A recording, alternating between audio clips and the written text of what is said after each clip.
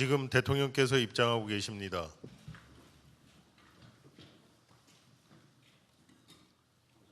먼저 국민의례를 하겠습니다. 모두 국기를 향해 주시기 바랍니다.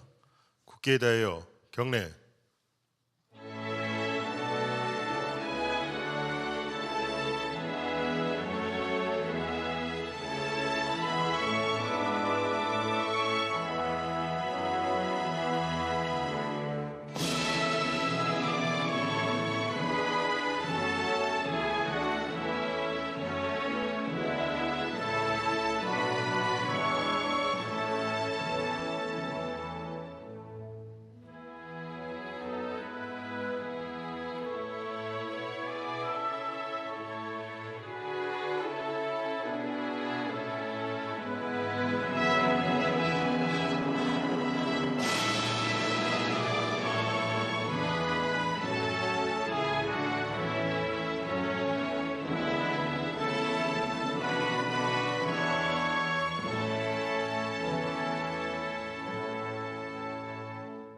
바로 모두 자리에 앉아 주시기 바랍니다.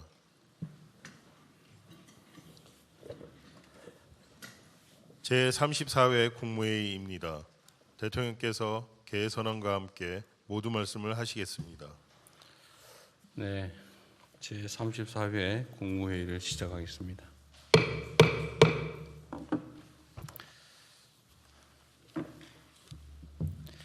(7박 11일) 동안의 미국과 남미 순방을 국민 여러분의 염려 덕분에 무사히 마치고 돌아왔습니다. 이번 순방은 초격차 산업 강국의 기반을 더욱 단단하게 다지고 글로벌 책임 강국이라는 위상을 한 차원 높이는 순방이었습니다. 특히 샌프란시스코 인공지능 선언을 통해 글로벌 빅테크와의 파트너십을 공고히 하고 자원이 풍부한 남미의 구리, 리튬 등의 핵심 원자재 공급망 협력 또한 한층 강화했습니다. 브라질과의 방산 협력도 매우 의미 있는 성과입니다. 지금 세계 각국은 국가의 명운을 걸고 국익 총력전에 나서고 있습니다. 이런 때일수록 우리 스스로 가진 첨단 제조 역량을 더욱 고도화하고 이를 지렛대 삼아 다양한 국가와의 수평적 협력 네트워크를 보다 폭넓게 구축해야 될 것입니다. 이번 순방이 대한민국의 더 나은 미래를 개척하는 또 다른 밑거름이 되고 무엇보다 국민 삶의 실질적 개선으로 이어질 수 있도록 관계 부처 장관님들께서는 빠르고 차질 없는 후속 조치를 취해 주시길 바랍니다. 전국에서 연일 기록적인 폭염이 이어지고 있습니다. 남부 일부 지역의 경우 40도를 훌쩍 넘는 사상 초유의 폭염이 벌써 며칠째 계속되면서 국민들의 일상생활마저 어려운 실정입니다. 극심한 폭염으로 5월부터 지금까지 발생한 온열 환자가 2,000명에 가깝고 사망자도 16명에 이르는 등 상황이 매우 위중합니다. 돼지, 닭 등 가축과 양식 어류의 집단 폐사, 농작물 피해 같은 재산 손실 또한 매우 큽니다. 더 큰 문제는 기상이변으로 극한적인 날씨가 앞으로 상당 기간 지속될 가능성이 높다는 점입니다. 현 상황을 국가 재난 사태로 보고 국민 삶을 보호하기 위해서 총력을 기울여 필요한 조치를 빠르고 빈틈없이 추진해 주시기 바랍니다. 무엇보다 시급한 일은 국민의 생명을 지키는 것입니다. 쪽방촌 주민과 독거노인 등 취약계층 지원책을 한 번 더 세심하게 살펴주시고 5개 작업장과 밀폐 공간에서 일하는 노동자의 안전관리 역시 꼼꼼하게 챙겨주시기 바랍니다. 특히 노동자들의 작업 중지권이 실질적으로 작동될 수 있도록 현장을 집중 점검해야 되겠습니다. 폭염 쉼터의 추가 확충 그리고 이용률 제고에도 힘써야 될 것입니다. 피해 집중 지역에 대한 특별교부세 등 중앙정부 차원의 재정 지원과 함께 가뭄 농가에 대한 긴급 용수 대책도 서둘러야 될 겁니다. 냉방수요 폭증에 따른 전력 수급 문제도 선제 점검해야 되겠습니다. 우리 기후부가 잘 챙겨주기 바랍니다. 극한 기후의 일상화에 대응해서 재난 시스템을 근본적으로 재설계하는 노력도 필요합니다. 폭염에 대한 범국가적 위험 인식을 한층 더 높여야 할 때입니다.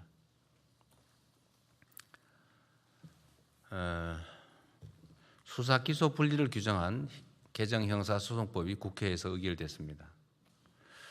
이를 두고 많은 논란과 이견들이 있습니다. 이 법률안이 위헌, 집행불능, 국익위배, 행정부 고유관 침해 등 국회 입법권을 부정할 만큼 심각한 상황이라고 보기는 어렵습니다. 거부권 행사라고 하는 게 의견이 다르다고 할 수 있는 것은 아니고 상권 분리 원칙에 따라서 상대의 권한 행사 자체가 상권 분립에 위배된다, 헌정 질서에 위반된다라고 해야 상대의 권능을 부정할 수 있다는 게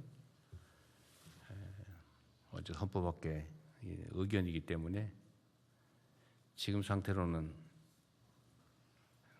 입법권을 부정할 정도에 이른다고 보기가 참 어렵습니다. 주권자 국민이 부여한 모든 권한은 견제와 균형의 원리를 바탕으로 투명하고 공정하게 행사되어야 합니다. 이는 국민 주권과 민주주의 또 법치주의를 떠받치는 근간이자 국민의 인권과 보편적 권리를 보다 충실하게 지키기 위한 핵심 전제입니다. 그러나 지난 수십 년 동안 검찰은 수사부터 기소, 영장 청구 등 형사사법 체계 전반에 걸쳐서 매우 과대하고 집중된 권한을 행사해 왔습니다. 이 같은 비정상적 형사사법 시스템 하에서 검찰 내의 일부 집단은 기소를 위해서 수사할 수 있다라는 이 권한을 무소불위로 악용하며 있는 사건을 덮거나 누군가를 정해놓고 처벌하기 위해 별건 수사, 먼지털이 표적 수사를 관행처럼 되풀이해 왔습니다. 그 과정에서 무고한 국민들이 감내하기 어려운 피해를 입었고 심지어 스스로 삶을 저버리는 일도 자주 발생했습니다. 또한 묵묵히 자신의 직무를 충실히 수행한 대다수 검사들까지 정치검찰이라는 오명을 뒤집어 써야 했습니다. 수사 기소 분리는 이러한 비정상적 형사사법 시스템을 정상화하는 첫 출발입니다. 국민의 삶을 더욱 안정적으로 지키기 위해 모든 권력기관은 예외 없이 국민의 통제 아래 두겠다라는 사필 규정의 필연적 조치입니다. 국회의 형사소송법 개정으로 형사사법 체계의 선진적 정상화의 단초가 마련되었지만 또 한편으로 보면 경찰의 수사권 독점과 비대화에 대한 우려가 커지고 있습니다. 이러한 문제를 보완하기 위해서 관련 법령의 정비 또는 제도 정비 등의 후속 조치가 반드시 필요합니다. 특히 새로운 수사 시스템의 정착 과정에서 국민이 억울한 피해를 입지 않도록 수사 공정성, 그다음에 수사 역량 제고에 작은 빈틈도 없어야 되겠습니다. 이름과 역할은 변해도 국민과 법치를 수호하는 검찰의 책무는 조금도 가벼워지지 않습니다. 검찰은 대표적인 공익의 대표자인 만큼 인권 수호자로서의 책임을 보다 충실히 수행해 국민 모두의 검찰로 거듭나기 바랍니다. 민중의 지팡이인 경찰 역시 뼈를 깎는 자세로 내부 비리 근절과 피해자의 실질적 보호, 민주적 통제 강화에 총력 매진함으로써 믿음직한 국민의 경찰로 거듭나기 바랍니다. 개혁은 가죽을 벗긴다라는 의미입니다. 한 번의 제도 변경으로 쉽게 종결되는 그런 개혁은 세상 어디에도 없습니다. 국민의 눈높이에서 원래 취지대로 변경된 시스템이 제대로 작동하는지 세심하게 점검하고 부족하거나 잘못된 부분이 있다면 신속하고 과감하게 그리고 철저히 보완하도록 하겠습니다. 이상입니다. 이후 회의는 국무총리께서 진행해 주시겠습니다. 네, 이후 순서 진행하겠습니다. 먼저 부처보고가 있겠습니다. 첫 번째로는 대통령님 남미 3개국 순방 및 샌프란시스코 방문 성과와 후속 조치 계획에 대해서 외교부 장관, 과학기술정보통신부 장관께서 순서대로 보고하시겠습니다. 네, 대통령님의 남미 3개국 순방은 AI, 첨단 산업 협력 및 글로벌 사우스 외교까지 대한민국의 경제 외교 지평을 미국과 남미로 동시에 확장한 여정이었습니다. 남미 3개국은 전 세계 GDP의 3%를 차지하는 중요한 경제 파트너임에도 불구하고 그간 교역에서 그 협력 잠재력이 실현되지 못한 것이 현실입니다. 이번에 대통령님의 순방은 경제 협력을 포함해서 한국과 남미 간의 전반적인 협력 수준을 한 단계 끌어올림으로써 이들과 무역과 투자 기회를 확대하고 경제 안보 협력 기반을 강화하는 기회가 됐습니다. 가장 큰 성과는 한국과 메르코스루 무역 협정 추진을 위한 동력을 확보한 것입니다. 2021년 이래 교착 상태에 있는 협상 재개를 위해서는 메르코스루 GDP의 70%를 차지하고 있는 브라질의 지지가 결정적이었습니다. 대통령님의 정치적 결단과 룰라 대통령과의 긴밀한 유대, 그리고 이로써 올해 12월 협상 재개라는 발표를 할 수 있었습니다. EU 또 일본 등 주요 국가들과의 경쟁에서 이로써 우리 기업이 뒤처지는 일이 없이 관세 인하 혜택을 받을 수 있도록 노력하겠습니다. 두 번째로는 우리 반도체, 배터리 산업에 필수적인 핵심 전략 광물 및 원유 수급선 다변화를 위한 파트너십 체계를 구축하신 것입니다. 히토류, 리튬, 구리 등 풍부한 광물 자원을 보유한 남미 3개국과 핵심 광물 협력 양해각서 또는 공동성명을 각각 체결하였고 공급망 전 주기에 걸친 공동개발 등 새로운 협력 모델을 구축해 나가기로 했습니다. 또한 포스코의 리튬 추가 사업에 대한 아르헨티나 정부의 지속적인 지원도 확보했고 우리 기업의 아르헨티나산 원유 도입을 통해 원유 수급선을 다변화하는 성과를 거양하였습니다. 다음으로 우리 기업의 원활한 무역과 투자 활동을 지원하기 위해 여러 가지 제도적 기반을 만드셨습니다. 브라질과는 경제 통상위원회 개최를, 그리고 칠레와는 투자 협력 MOU를 체결하고 아르헨틴과는 이중과세 방지 협약 최종 타결 등의 성과가 있었습니다. 또한 방산, 우주, 항공 등 K 첨단 분야의 협력을 강화하였습니다. 브라질과의 군사 비밀 보호 교환 협정은 이번에 협상을 개시하였고 방산 공동의를 출범시켰으며 또 엠브라레르 브라질의 그 항공 제조 기업과는 미래 항공 모빌리티 분야에서 긴밀히 협력해 나가기로 하였습니다. 칠레와는 이번 한국 군용 차량 수출 계약을 맺음으로써 방산 협력을 더욱 강화하기로 했습니다. 또한 문화와 인적 교류 분야에서도 의미 있는 성과가 있었습니다. 브라질과는 영화 공동 제작, 체육 분야 협력 MOU, 교육 분야 협력 각서가 체결되었고 이로써 중남미 문화 거점으로서 브라질과의 문화 교류가 더욱 강화될 것으로 기대됩니다. 내년에 한칠레 수교 65주년을 맞이하여 남미 지역의 K 이니셔티브 확산을 전폭적으로 할 수 있는 계기가 될 것으로 기대됩니다. 이번 순방에서는 방문하신 5개국 모두에서 재외동포 간담회가 개최되어 우리 동포 사회를 격려하시고 애로사항과 건의사항도 청취하는 계기가 되었습니다. 앞서 대통령이 말씀하신 대로 우리 국민들의 삶에 실질적인 변화를 신속히 가져올 수 있도록 후속 조치를 관계 부처와 함께 긴밀히 추진해 나가겠습니다. 이상입니다. 네, 이어서 샌프란시스코 방문 성과 및 후속 조치 계획 보고 드리겠습니다. 시가총액을 모두 합치면은 총 2억 원에 육박하는 세계 최고의 AI 기업 리더들이 빅테크 신기술 경연장으로 활용되는 샌프란시스코 미드웨이에 모였습니다. 대통령께서 직접 샌프란시스코 AI 선언을 통해서 대한민국이 대체 불가한 글로벌 AI 생산 기지이자 AI 협력 플랫폼으로 도약하겠다는 담대한 비전을 밝히셨습니다. 이번 행사는 글로벌 협력을 통해 기존에 발표됐던 3대 메가 프로젝트의 실행력을 높이고 실질적인 성과 창출을 본격화했다는 점에서 그 의미가 있습니다. 국내의 많은 언론 통해서 이미 보도가 된 것처럼 우리 기업들과 빅테크는 향후 5년간 9,500억 달러 규모의 반도체 공급 생산 계약과 5기가와트급의 AI 데이터 센터 구축을 위한 공동 투자 협력을 추진하기로 하였습니다.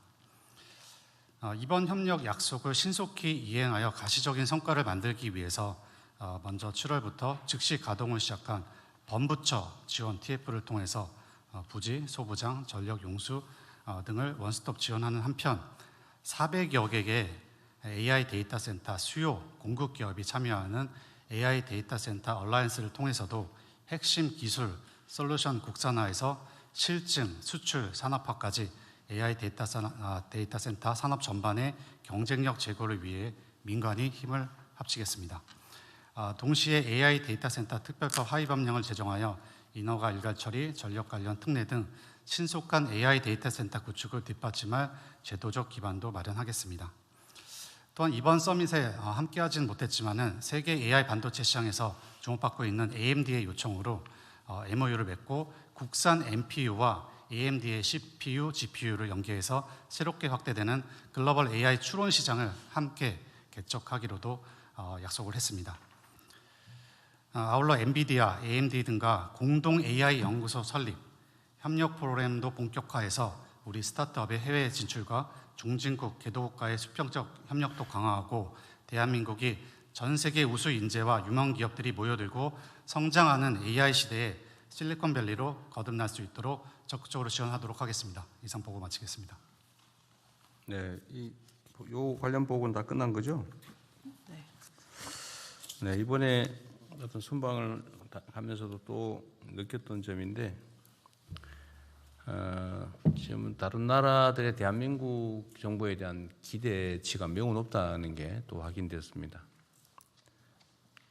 그 중에서도 소위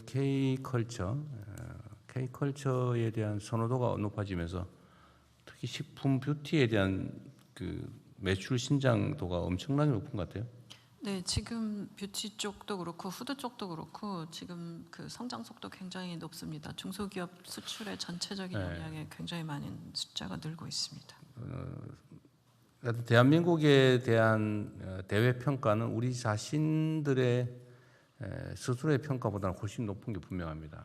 사실 이건 우리가 앞으로 가지게 될 또 하나의 기회 요인인데 어떤 정부 당국자들이 어떻게 하느냐가 또 매우 중요할 것 같아요. 특히 외교 분야의 외교부 역할도 중요하고 또 각 부처가 그 민간 기업들 해외 진출에 각별히 또 지금까지 잘하고 계시지만 좀 더 관심 가지고 지원을 좀 확대하면 효과가 매우 클 걸로 예상이 됩니다. 그리고 지금 우리가 앞으로 계속 닥치게 될 국제 질서의 변동, 불안정성에 대응하려면 어떤 수출선 또 수출 품목 이 다양화, 다변화가 매우 중요한 것 같아요. 똑같은 얘기이긴 하지만 어쨌든 정부 당국자들, 공직자들의 태도에 따라서 국가 운명이 좌우된다는 생각을 한 번 더 하게 됐습니다. 여러분도 각별히 관심 가지고 또 현장의 기업인들 또 국민들과의 접촉, 소통을 좀 강화해 주면 좋겠어요. 뭐가 필요한지.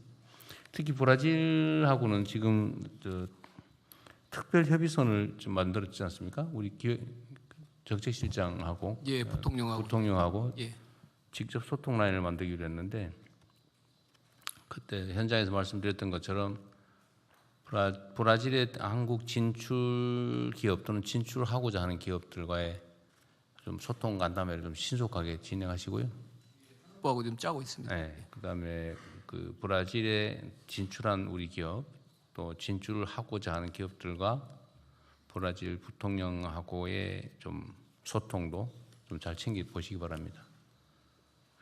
기회가 많이 열려 있어서 우리 국민들께서 높아진 대한민국의 위상을 발판 삼아 좀 더 많이 기회를 누리게 됐으면 좋겠습니다. 네, 다음 진행하십시오.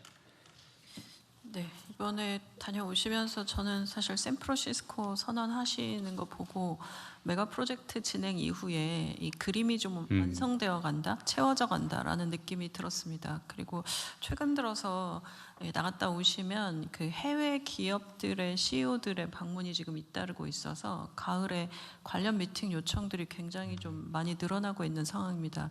그래서 이 주선하는 업체들에 물어보니까 모두 다 한국에 와서 한국의 정부 관계자들 만나보고 싶어 하는 것들도 굉장히 많다는 것이 이게 전체 반도체와 그 스타트업 메가 프로젝트 관련된 연결선에서 한국이 어느 방향으로 가고 있는지에 대한 것들을 좀 정보를 공유하고 싶다는 얘기들도 많이 있습니다. 그래서 이런 부분들이 속도감 있게 가면 지금의 메가 프로젝트의 그림이 좀 더 잘 채워지고 국민들이 보시기에도 좀 성과가 나는 생태계 그림까지 완성할 수 있을 거라 기대됩니다. 네, 그 추가 의견 없으시면 원안대로 접수하겠습니다. 다음은 중동 전쟁 관련해서 비상 국정은행 및 대응 현황에 대해 재정경제부 장관께서 보고해 주시겠습니다. 예, 보고드리겠습니다. 최근 그 중동 상황의 어떤 불확실성이 지속되는 가운데서도 국제 유가는 브렌트유가 오늘 아침 8시 30분 기준으로 83불 70센트로 80불대를 유지하고 있고요. WTI는 80불을 유지하고 있는 그런 상황입니다. 환율은 어제 1420원 후반대 하다가 오늘 아침에 1430원으로 해서 비교적 안정세를 유지하고 있습니다. 국고채 금리는 3.7%로 3.9% 가다가 최근에 소폭 하락했습니다. 주가는 중동 전쟁의 불확실성 그리고 글로벌 반도체 전망 호재 등으로 등락을 반복하는 상황입니다. 실물 경제는 양호한 흐름을 보이고 있습니다. 6월 전 산업 생산이 6년 만에 최대폭 증가한 상황으로 있습니다. 수출 같은 경우도 7월 수출이 989억 불로 62.8% 증가했습니다. 소비자 심리나 기업 심리도 개선되는 등 양호한 흐름을 보이고 있습니다. 7월 소비자 물가는 오늘 아침에 발표가 되었습니다. 그동안 정부의 민생 물가 안정 대책, 그다음 최고 가격제 인하 등으로 2.8%로 해서 지난번 6월에 3.2%에서 2.8%로 전월비 감소를 했습니다. 다만 8월 달에는 작년 통신비 할인 등에 따른 기조 효과 등으로 상방 압력이 상존한 상황입니다. 정부의 대응 방향입니다. 중동 전쟁 상황이 안정성을 찾지 못한 상황이기 때문에 첫 번째로는 원유의 수급 안정에 최선의 노력을 다하도록 하겠습니다. 현재로서는 8, 9월 중에 전년 평균 대비 100% 수준을 확보한 상황입니다만 물량 도착에 애로가 발생하지 않도록 하겠다는 말씀을 드리겠습니다. 그래서 UAE 물량은 푸자이라 항을 통해서 지속 도입하고 홍해 통과가 불안할 경우에 대비해서 사우디 물량은 수에즈 운하라든지 수메드 송유관 활용하는 방안도 적극적으로 검토하도록 하겠습니다. 그리고 10월 이후에 수급 차질 가능성에도 철저히 대비해서 추가적으로 더 확보하겠다는 말씀을 드리겠습니다. 물가는 민생 부담 최소화를 위해서 7월 달에 2.8%로 낮아졌으면 이에 안심하지 않고 더 한층 물가 대응을 하도록 하겠습니다. 특히 최근에 대통령께서 말씀하신 바와 같이 폭염이나 폭우 등으로 민감 채소라든지 과일, 의류 등의 어떤 품목을 철저히 관리를 해서 이 분야의 어떤 물가 상승 압력이 나타나지 않도록 하겠습니다. 그리고 9월 달에는 추석을 맞이해서 추석 민생 안정 대책도 지금부터 준비를 해서 철저히 준비하도록 하겠습니다. 금융 분야는 최근에 단일 종목 레버리지 ETF 보완 조치를 했습니다. 이에 신속한 시행에다 중점을 두고 정책을 추진하겠습니다. 그리고 주식시장의 변동성 완화, 그리고 장기적으로는 구조적인 시장 안정을 위한 자본시장의 근본적 체질 개선 노력도 추진하도록 하겠습니다. 이상 보고를 마치겠습니다. 네, 다른 부처 이 관련 보고는 없는 거죠? 하여튼 지금 현재로 보면 통계적으로는 나름 물가도 안정적이고 산업 경기 전망도 괜찮고 성장률도 사실은 괜찮고 올 연말 기준으로 실질 성장률은 3%까지, 3%는 뭐 적어도 그다음에 명목 성장률은 지금 12.3%로 지금 예측하고 있습니다. 그보다 높아질 가능성. 17%쯤 될 거다. 뭐 이런 것들과 20%에 이를 거라는 얘기까지 있더라고요. 네. 하여튼 이렇게 수치상으로는 개선이 되는데 우리 국민들께서 느끼시기로는 뭐 좋아지신다는데 진짜냐? 이런 생각이 들 정도거든요. 물론 이제 수출 기업이나 이런 쪽은 체감이 되겠지만 우리 일반 대다수의 국민들께서는 잘 몸으로 느끼기 어렵기 때문에 이게 체감할 수 있는 방향으로 좀 뭔가 실질 대책이 좀 있어야 될 것 같아요. 네, 대통령 그래서 지금 그런 부분이 이제 가장 중요한 게 물가 부분이고 고용 뭐 이런 부분이 되겠습니다. 그래서 그런 부분에 대해서는 더 현장의 목소리를 듣고 더 꼼꼼하게 챙기도록 하겠습니다. 그러니까 석유류 가격 제한도 뭐꽤 도움이 되긴 할 텐데 물론 유류세 인하도 그렇고 이게 재정적인 부담이 되긴 하지만 어쨌든 재정 상황은 상당히 괜찮아지고 있는 중이어서 어쨌든 물가 안정이나 서민들이 체감하는데 이 변화된 경제 환경이 좀 실제 도움이 되게 좀 정책을 잘 만들어 주십시오. 네, 그렇게 하겠습니다. 그리고 어제 조세 부동산 관련 세제 발표하셨잖아요. 네, 네. 근데 그 중에 그런 지적이 있던데 그 올 초반에 다주택자 네. 더 이상 연장은 없다고 해놓고는 왜 또 다주택자한테 기회를 또 연장을 사실상 하냐, 정책에 일관성이 없다 이런 지적이 있더라고요. 네. 근데 그거는 사실이 아닌데 내가 그때 이 정책 논의할 때 말씀드렸지 않습니까? 네.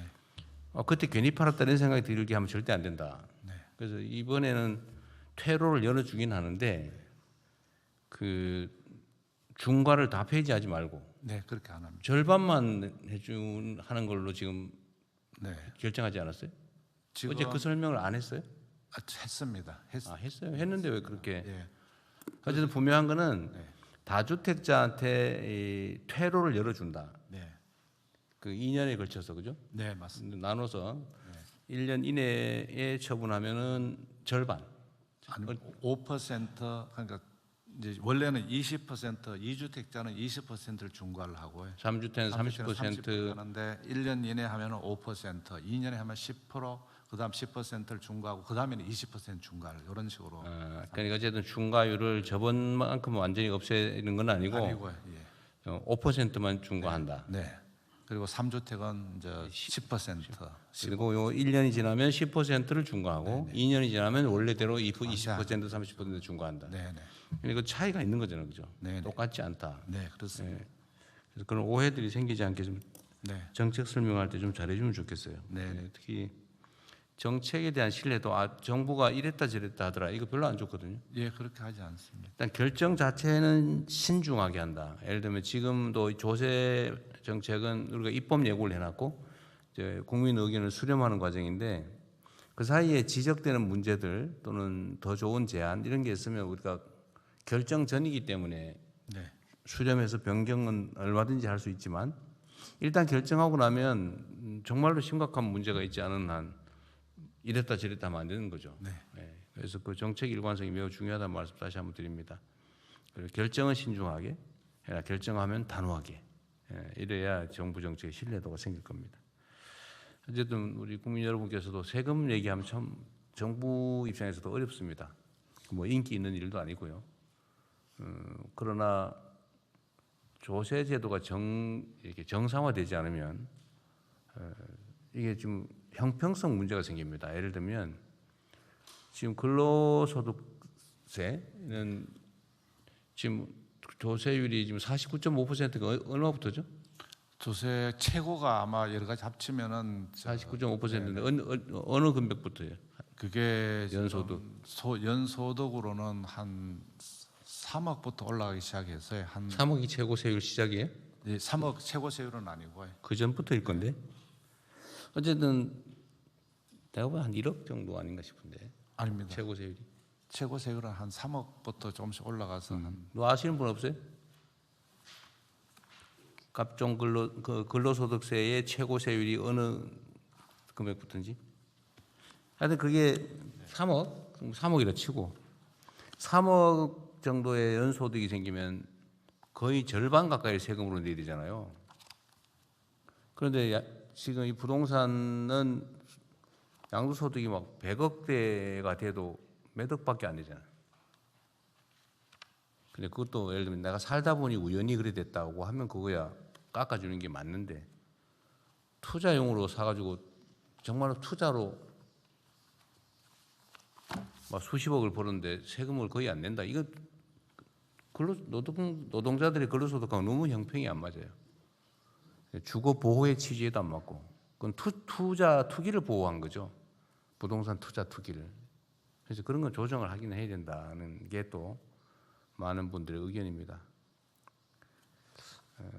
또 아무 의견 또 저희가 좀 취합해보고 또 뭐 부당하거나 현저하게 잘못된 게 있으면 저희가 다시 시정하도록 할 텐데 의견들을 많이 주시기 바랍니다. 10억 초과 구간이 45%입니다. 10억 초과. 예, 그래서 거기에 이제 가산이 붙어서 49.5까지 됩니다. 네, 10억을 초과하면 내가 완전히 옛날 생각을 내가 하고 있었던 모양이네. 네, 알겠습니다. 하여튼 10억을 초과하는 소득에 대해서는 거의 절반을 세금으로 내는데 노동소득에 대해서는 부동산 소득에 대해서는 수십억이 돼도 지금 거의 안 내는 걸로 지금 돼 있잖아요. 그건 문제다 그런 얘기입니다. 자, 다음 진행하시죠. 네, 추가 의견 없으시면 원안대로 접수하겠습니다. 다음은 폭염 가뭄 대처 상황에 대해서 행정안전부 장관께서 보고하시겠습니다. 네, 폭염 가뭄 대처 상황을 보고드리겠습니다. 먼저 최근 기상 상황입니다. 전국 대부분 지역에 폭염 중대경보 등 폭염 특보가 발효된 가운데 8월 2일 경남 양산이 42.5도까지 올라서 1904년 기상 관측 이래 122년 만에 최고 기온을 연이어 갈아치우고 있습니다. 또한 최근 3개월 누적 강수량은 평년 대비 81.6%이고 부울경 지역은 52.7%를 기록하고 있습니다. 더욱이 최근 이 장마 기간 동안에는 평균 강수량의 3분의 1에 그쳐서 이 가뭄이 우려되는 상황입니다. 당분간 평년보다 높은 기온과 적은 강수량이 전망됩니다. 이어서 폭염 대처 상황을 설명드리겠습니다. 먼저 피해 현황입니다.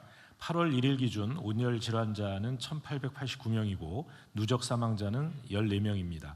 8월 2일 사망자 2명이 추가 발생해서 누적 사망자는 16명으로 늘었고 온열 질환자는 총 2,025명으로 재난급 폭염에 긴장을 늦출 수 없는 상황입니다. 이에 7월 27일 폭염 위기경보 심각 단계를 발령하여 중대본을 가동하였으며 폭염 위험이 높아짐에 따라 8월 2일부터 중대본 2단계를 가동하고 있습니다. 또한 16개 시도에 현장 상황 관리관을 파견하여 현장 대응 상황을 면밀하게 살피고 있습니다. 아울러 관계부처와 함께 맞춤형 취약계층 안전관리와 농수산 피해 예방을 지원하고 있습니다. 특히 취약 노인과 쪽방 주민, 농업인 등 안전관리에 철저히 임하고 있고 야외 노동자의 작업 중지를 감독하고 있습니다. 더위를 피할 수 있는 무더위 쉼터는 전국적으로 9만 3천 개소를 운영하고 있고 밤 시간대에도 이용하실 수 있도록 8,700개소를 연장 운영하고 있습니다.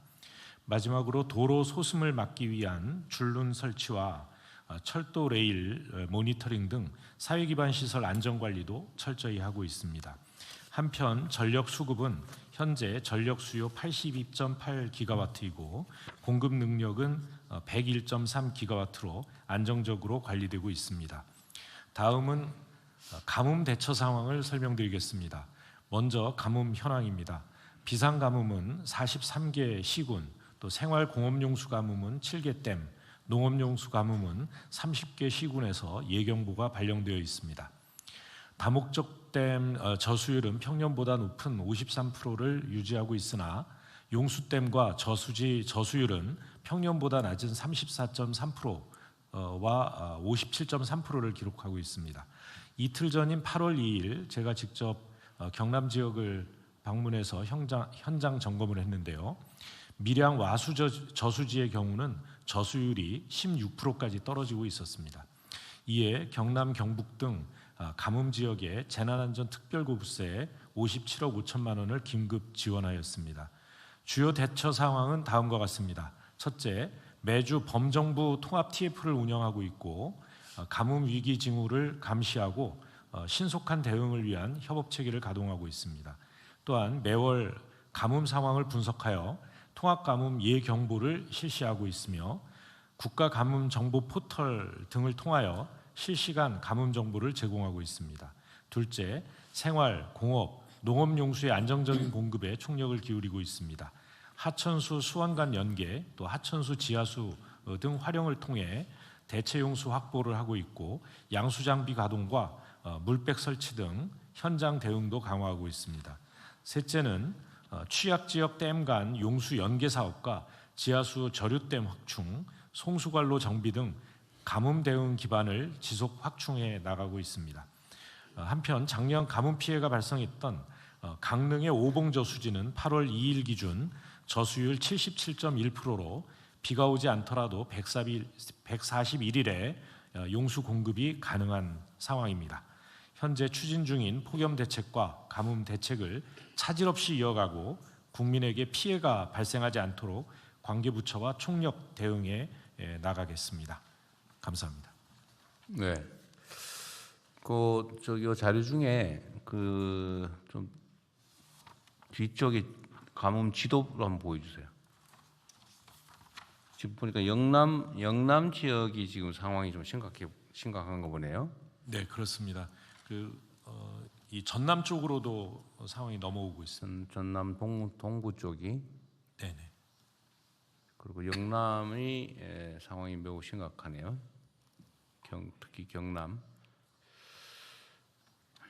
이 작년에 강릉 때문에 난리였는데 식수 부족으로. 네. 근데 강릉은 나중에 보러 보니까 전국에서 지원해진 생수를 처리를 못 해가지고 어디다 쌓아놓고 해서 나중에 시끄럽더라고요. 어쨌든 이게 이제 또 상황이 악화되기 전에 좀 예비 대책을 좀 더 신속하고 또 강력하게 준비해야 되겠어요. 네, 전에 지금 좀 미리 좀 대비해서 나왔을 것 같은데. 네, 저 지금 식수 같은 경우에는 댐 간 연계가 가능하기 때문에요. 아, 그래요? 현재로서는 그 위험 상황은 아니고 이 도서 지역에 저 통영이라든가 이런데 이 섬 지역 같은 경우가 그 비상급수를 하고 있는 그런 상황입니다. 그 나머지는 괜찮고요. 오히려 지금 위험한 것은 그러니까 농업용수가 먼저 위험해지고 있습니다. 하여튼 앞으로 이 기상 이변 때문에 물 관리가 더 좀 중요해지는 것 같아요. 과거에는 아주 장마도 오면 아주 안정적으로 비가 내리고 하더니 이번에는 장마인데도 비가 거의 안 하고. 네, 아까 말씀드린 대로 3분의 1밖에 비가 안 왔습니다. 태풍도 비를 동반한 태풍도 거의 없기도 하고. 너무 불안정하죠. 예, 북태평양 고기압이 너무 발달해서요. 태풍이 못 올라오고 있습니다. 대통령님 네. 농업용수 관련해서 좀 말씀을 드리고 싶은데요. 네. 저도 지난주 토요일 날 제일 심각하다고 하는 밀양에 좀 가서 보고 왔습니다. 네. 지금 현재까지는 급한 대로 처리를 하고 있고 하천에서 저수지로 물대고 이런 식으로 좀 하고 있고요. 저희가 산림청 자원까지 동원해서 그 산림 진화 차량에 살수할 수 있는 장비 네. 동원하고 양수기 전국적으로 12,000대 확보해 놓고 이렇게 다 준비는 하고 있습니다만 근본적으로 보니까 농업인들이 그런 말씀을 하세요. 수로 건설해 놓은 게 워낙 오래됐고 아직 토수로로 돼 있는 데도 있다 보니까 물의 낭비가 굉장히 심한 겁니다. 갈라진 대로 새고 그다음에 이게 열려져 있다 보니까 증발 효과도 있고 요즘 같은 때는 그래서 장기적으로는 우리가 이게 10년 빈도로 항상 이런 일이 생긴다면 그 관수로로 좀 교체해가는 뭐 그런 일들을 해야 할 것이라고 봅니다. 네, 그건 뭐 고민해 보시고요. 그 뭐 얘기 나와서 드리는 말씀인데 우리 지하수 관리 상황 잘 체크해 보셨어요? 어디 지하수 관리는 누구 담당입니까? 기후부 담당이요. 제가 성남시 아니 경기도에 있을 때 그 점검했던 거기도 한데 이게 이제 지하수를 너무 난개발하고 아무데나 그냥 뚫어가지고 지하수 쓰다가 잘 안 나오면 그냥 방치해버려가지고 그 지하 폐공으로 오수 유입돼서 지하수 막 전체 오염되고 이런 문제들 여전하잖아요. 네. 그거 체계적 관리를 하고 있나요? 그 최근에 산청에서 그 이제 삼다수 같은 물을 추가로 공급하기 위해서 산청에서 이제 그런 문제가 현안으로 생겼습니다. 논에도 막 뚫었다가 그냥 내비둬가지고 다 오염. 그렇습니다. 그래서 최근에는 그것을 좀 더 환경영향 평가나 이런 건 특히 지하수는 한 번 오염되면 회복하기가 굉장히 어렵기 때문에 훨씬 더 강력하게 환경영향 평가 등을 해서 가급적이면 지하수에서 추가적으로 뭘 하지 않도록 해야 될 필요가 있습니다. 그래서 지하수 관리는 조금 더 엄격하게. 폐공 관리도 과거에는 거의 관리를 안 했는데 네. 그냥 각자 알아서 그냥 하고. 그건 이제 지방 정부 책임이 있는데요. 전체 지하수 수질 관리를 해야 될 필요.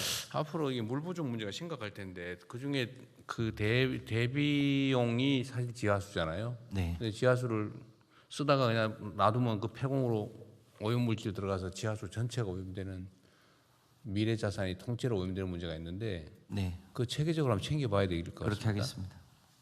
지금 지방 정부들 관할이긴 한데 내가 그때 본 느낌으로는 거의 신경 쓰지 못하는 상황. 그렇습니다. 어디에 뭐가 있는지 얼마나 뚫려 있는지도 모르는 그런 상황인 것 같은데요. 네, 전국적으로 한번 실태 조사를 해서 그 오염 정도도 한번 체크를 해보도록 하겠습니다. 이 지하수는 우리가 미래의 마지막 보루 같은 건데 네. 잘 챙겨 한번 보시기 바랍니다. 네.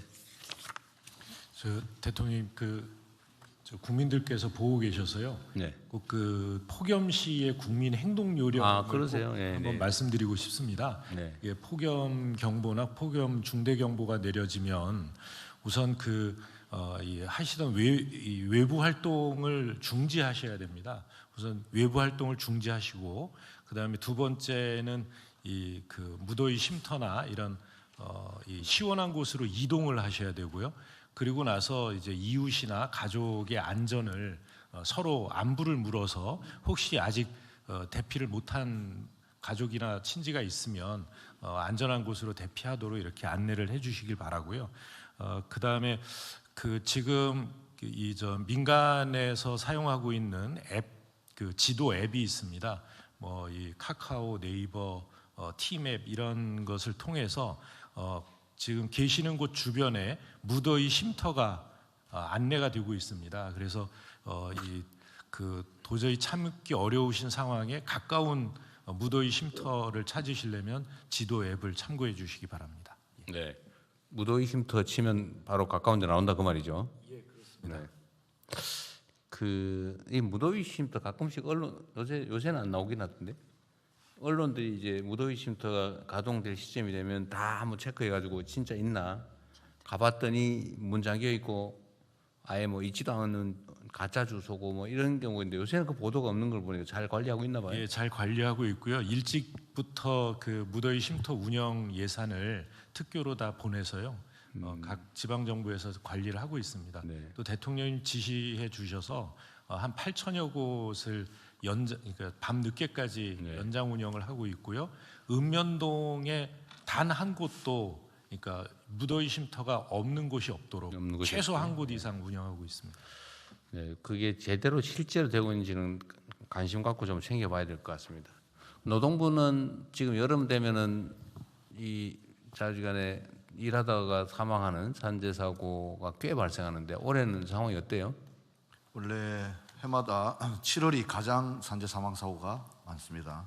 그 여러 가지 복합적인 이유가 있지만 온도로 인해서 온열 질환도 있지만 집중도가 떨어지는 경우가 있는데 다행히 아직 공식 통계 발표가 안 됐습니다만 7월 달도 감소 추세는 유지되고 있습니다. 온열 질환으로 인한 사망자는 현재 2분 정도 보고되고 있습니다. 저도 이번 기회에 다시 한번 온열 예방 5대 수칙에 대해서 말씀드리겠습니다. 무엇보다 물 그리고 휴식 중요한데요. 체감 온도입니다. 체감 온도 그냥 온도가 아니고 체감 온도 33도 이상 시에는 2시간에 20분 반드시 휴식을 확보해 주시고 체감 온도 35도 이상에서는 14시부터 17시까지 폭염 시간대에 야외 옥외 작업을 중지해 주고 대통령께서 말씀하셨던 작업 중지권입니다. 그리고 체감 온도가 만약 38도 이상 된다면 긴급 작업을 제외한 모든 옥외 작업을 중지해 주실 것을 다시 한번 부탁드립니다. 그게 부탁이 아니라 의무 아니에요? 예, 그것이 의무입니다. 2시간에 20분은 수칙으로 우리가 수칙이 아니고 시행 규칙으로 정했고 이번에 처음으로 38도부터는 이제 권고상 의무까지 아직 제도화는 안 됐습니다. 이번에 처음으로 중대 경보가 처음으로 도입됐기 때문에 거기에 맞춰가지고 저희들이 근데 이게 하고 있습니다. 이런 조치를 해야 되는구나라는 걸 그 사용자들이 다 알아야 될 텐데. 그래서 저희들이 사이렌이라 해가지고 중대재해가 발생되면 발령하는 사이렌이 있습니다. 사용자 현장 다 가는데요. 거기에다가 기상청하고 연계해가지고 중대 경보가 발생됐을 때는 실시간으로 전파하고 있습니다. 지금 중대 경보 시에는 민방위 사이렌도 울릴 계획입니다. 그래요? 근데 의외로 우리가 뭐 뜨거우니까 뭐 이렇게 생각하고 옛날에 열사병, 일사병 이런 관념인데 사실 지금은 그것보다는 훨씬 더 상황이 안 좋은 거죠. 이전하고는 비교할 정도가 안 됩니다. 네. 복지부도 말씀드리겠습니다. 네, 네. 그 무더위 쉼터 9만 3천 개 중에 한 7만 개 정도가 경로당입니다. 네. 저희가 대한노인회랑 지방정부랑 사전에 다 점검해서 냉방기기 작동 여부를 확인했고요. 한 6천 개 정도는 야간까지 운영하는 걸로 진행을 하고 있습니다. 가장 이제 사망자가 많은 그 연령층이 60대 이상 고령층이어서 고염 취약군에 대해서는 폭염 중대 경보가 내리면 생활 지원사들이 하루에 2번 정도 전화로 안부 확인하고 있고 그 노숙인에 대해서도 매일 3회 정도 순찰하고 있고 또 쪽방촌에서도 무더위 쉼터를 운영을 해서 취약계층에 대한 보호를 지방정부랑 함께 협력해서 잘 관리하도록 하겠습니다. 네. 네, 지난주부터 미리 이제 점검을 좀 하고 있는데요. 지방 정부랑 그 중앙 정부 모두 다 미리 점검하니까 조금 더 미리 준비할 수 있다는 건 장점인 것 같고, 그리고 계속 말씀 주셔서 모두 다 좀 긴장하고 있습니다. 공직자들도 그 현장 가면서 느낀 건 아까 노동부에서 말씀 주셨는데 계속해서 반복해서 얘기하면 사업장의 그 대표들도 좀 인지가 높아지는 것 같고, 좀 디테일하게는 지난번에도 이제 서로 얘기가 있었지만 온도계의 위치나 이런 부분에 대한 지침도 좀 세부적으로 네. 세심하게 주시는 것들 필요해 보였습니다.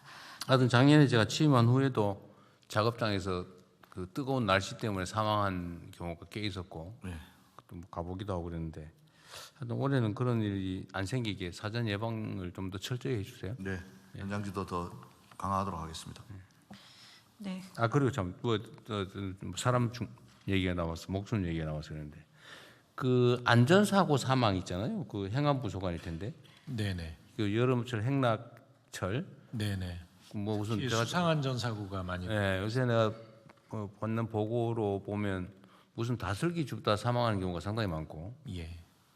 그 맨날 뻔한 얘기인데 그 무슨 또 수영하다가 물에 빠져 죽는 경우도 꽤 많이 보고되는데. 뭐 스노클링이나 이런. 전체 추세는 좀 어떤가요? 어쨌든 우리가 제가 전에 미리 말씀드렸지 않습니까? 현장에 감시요원도 좀 추가 배치하고 그 감시요원들의 감시 행태도 지금 교정을 해야 된다. 여기 핸드폰 쳐다보고 있으면 안 된다 이거. 그런까지 했는데 좀 실제 조치는 어떤지, 그리고 실제 어떤 사망자 추세 경우에는 어떤지 혹시 아세요? 네, 실제로 사망자는 작년에 비해서는 줄어들고 있고요.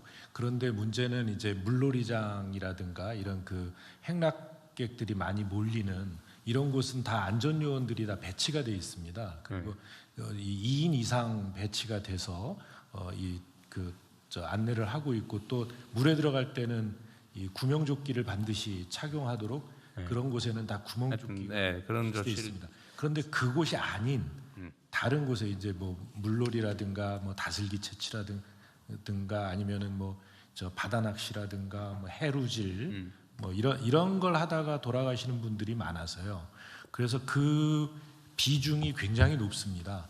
그래서 지금 각 지방 정부에다는 이렇게 안전사고가 난 지역에 대한 순찰을 강화하고, 그다음에 이제 공무원뿐만 아니라 자원봉사자들까지도 동원해서 순찰을 해달라고 요청을 하고 있습니다.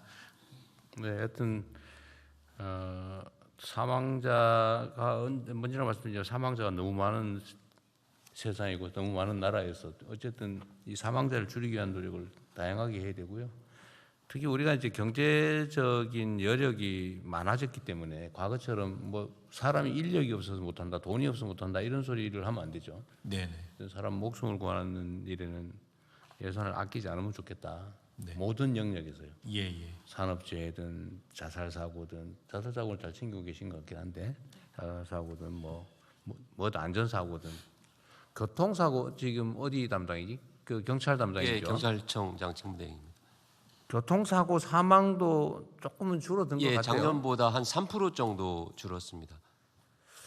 그리고 고속도로에 겨울에 무슨 얼음? 살얼음? 예. 벌레가 있으라 그러나? 예. 벌레가 있어. 하여튼 안 보이는 얼음 때문에 미끄러져 사고 나는 지점을 통제를 하랬더니 어제 사망 사고나 사고가 좀 줄었다고는 하대요. 저 얼마 전에 보고서를 하나 봤는데. 예. 그러니까요. 그게 똑같은 자리에서 맨날 그 얼음 때문에 미끄러져서 사람 죽고 다치고 차 부서지고 하는데 사실 그거 좀 신경 쓰니까 줄잖아, 그죠? 예. 그렇습니다. 교통사고도 똑같은 장소에서 많이 나죠? 예, 많습니다. 예. 그래서 그런 동일 장소에서 사고 발생 안 하게 하는 예방 조치는 좀 필요한 건 좀 많이 해주면 좋겠어요. 예, 지금 교통의 신속함과 편의성도 중요한데 안전성도 그만큼 중요해졌죠. 우리가 먹고 살기 바쁠 때는 최대한 빨리 간다. 그래서 그렇습니다. 그런 걸 보장해주기 위해서 위험을 감수했다면 이제 목숨이 귀한 시대가 됐잖아요. 예. 안전에 좀 더 비중을 옮겨야 되지 않을까 싶은 생각이 들더라고요. 예. 꼼꼼하게 점검하겠습니다. 모든 영역에서 이런 사람들을 죽고 사는 문제는 잘 챙겨주기 바랍니다. 네, 명심하겠습니다. 추가 의견 없으시면 원안대로 접수하겠습니다. 다음은 경찰 수사 공정성 강화 방안입니다. 최근에 사실 장윤기 사건이나 형사소송법 개정 등에 따라서 국민 여러분들께서 좀 여러 가지 우려가 크신 점을 고려해서 해당 안건을 준비했습니다.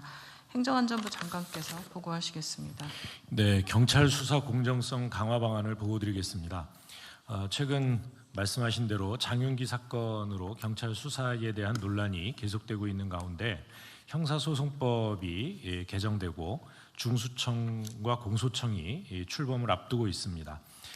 경찰 수사에 대한 권한이 이렇게 늘어나면서 국민들께서 많은 우려를 가지고 계신 것으로 알고 있습니다. 이에 경찰 수사에 대한 각종 통제 장치를 강화하고 경찰 내부적으로도 철저하게 쇄신해서 경찰 수사에 대한 국민 신뢰를 회복하는 계기로 삼고자 경찰 수사 공정성 강화 방안을 마련했습니다. 첫째, 공소청과 타 수사기관을 통해 상호간 견제하도록 함으로써 경찰 수사의 공정성을 제고하겠습니다. 형사소송법에 따라 검사의 보완 수사 요구에 대해서 수사기관이 원칙적으로 1개월 이내에 이행하도록 하는 등 한층 강화된 검사의 실효적 통제 방안을 충실히 이행하도록 하고요. 경찰 내부에 이와 관련된 전담 부서를 설치하는 등 통제 방안이 실질적으로 잘 작동할 수 있도록 철저히 준비하겠습니다. 또한 수사 지연, 위법 부당한 수사 등에 대해서는 사건 관계인이 이의 제기를 할 수 있도록 근거 규정을 신설하였고요. 이렇게 되면 검사가 시정 조치를 할 수 있습니다. 또 불송치 결정이 이루어진 경우에는 이 고발인들에게도 이의 신청할 수 있는 권한을 주어서 사건 관계인의 권리가 더욱 보장되도록 하였습니다. 아울러 경찰 범죄는 전건 타 수사기관에 통보하도록 함으로써 제19 감싸기 우려도 제도적으로 차단해 나가겠습니다. 둘째는 경찰 수사 전반에 대한 민주적 통제를 강화해서 국민 권익을 보호하는 것입니다. 행정안전부 소속 국가경찰위원회를 실질화하면서 수사에 대한 감시 통제를 전담하는 경찰 수사 인권감찰 조사기구를 설치하겠습니다. 조사기구는 경찰 출신이 아닌 민간 조사관을 100여 명 이상 구성해서 인권 침해, 또 불공정 수사, 수사 비위 등을 객관적으로 조사하고 또 경찰청에 이를 이행하도록 조치 의무를 부과하겠습니다. 또한 사건 관계인의 신청에 따라 수사의 적법성 또 적정성을 심의하는 경찰 수사심의위원회를 법률로 규정하겠습니다. 특히 여성, 청소년, 장애인 등 사회적 약자 관련 사건에 대해서는 동위원회 내에 이를 전담하는 소위원회를 설치해서 외부 위원들이 전문적인 시각으로 한 번 더 검토, 판단할 수 있도록 하고요. 이를 위한 수사관 증언, 또 정권 접수, 즉일조사 등을 통해 이 피해자 보호에 더욱 힘쓰도록 하겠습니다. 한편 또 변호사회 사법경찰 평가 제도를 전국으로 확대하고 사건 관계인 설문조사 결과를 평가에 반영하는 등 환류 반영 체계도 강화하겠습니다. 마지막으로 경찰 수사 비위를 상시적으로 감시하고 비위 행위자에 대해서는 끝까지 추적해서 발본 세관하도록 하겠습니다. 경찰관 배우자 및 좀비 속 상피제를 도입하겠습니다. 또 순환 인사제를 확대 개편해서 지역 온정주의가 제도적으로 싹틀 수 없도록 차단하겠습니다. 이와 관련해서 전수조사를 실시한 결과 사건 관계인이 경찰관의 배우자나 좀비 속인 사건이 117건 확인되었고요. 이 44건에 대해서는 타 관서 이송 조치를 하는 등 집중적으로 관리하고 있습니다. 또한 경찰청 본청에 내부 비리 수사대를 설치하고 민간 개방직인 인권감사관이 수사부서를 감찰하도록 하는 등 엄정 대응해 나갈 계획입니다. 평가 결과 하위 그 점수를 받은 과장 팀장은 과감히 보임을 제한하고 비위 행위자는 수사부서에서 영구 배제하는 등 경찰 내부를 지속 쇄신해 나가겠습니다. 향후 계획입니다. 지난 7월 발족한 경찰 수사 개혁위원회를 통해 범죄 피해자 전문가 등의 의견을 수렴해서 세부 계획과 추가 제도 개선 방안을 마련하는 한편 기동대 재배치 등 이 개정법 시행 전에 그러니까 형소법 개정법 시행 전에 인력 예산을 보강하도록 하겠습니다. 또 국가경찰위원회의 기능 권한을 실질화해서 경찰에 대한 문민통제기구로서의 역할을 제대로 할 수 있도록 경찰법 개정도 추진하겠습니다. 관계부처의 적극적인 협조도 당부드립니다. 마지막 장에는 경찰 수사 내외부 통계 체제에 대한 도표가 나와 있는데요. 상단은 국가경찰위원회에 경찰 수사 인권감찰 조사기구를 설치하는 내용이고요. 오른쪽은 이번 법 개정에 따라 중수청, 공수처 등 다른 수사기관과 공소청 검사의 통제장치가 어떻게 강화되는지에 대한 내용입니다. 왼쪽은 사건 관계인의 권리보장 및 타 기관에 의한 통제장치 등에 대한 내용입니다. 마지막으로 가운데는 경찰 내부의 통제 체제입니다. 개방직 인권감사관의 수사감찰, 또 경찰 수사심의위원회 실질화, 또 내부 비리수사대 설치에 관한 내용이 담겨 있습니다.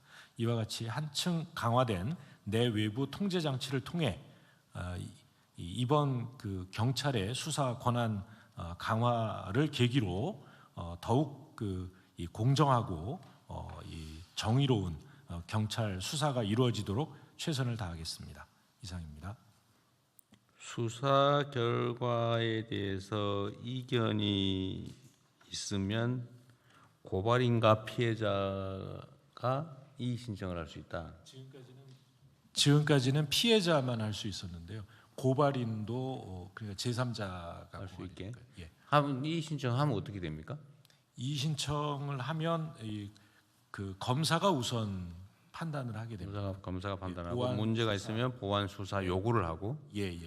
보완 수사 요구에 불응을 하거나 이러면 징계 요구를 할 수 있고요. 그다음에 수사에서 배제 요청을 할 수도 있고요. 그런 것이 잘 안 들어질 경우에는 수사 관서를 변경할 수 있습니다. 변경이 인근 변경이 의무예요?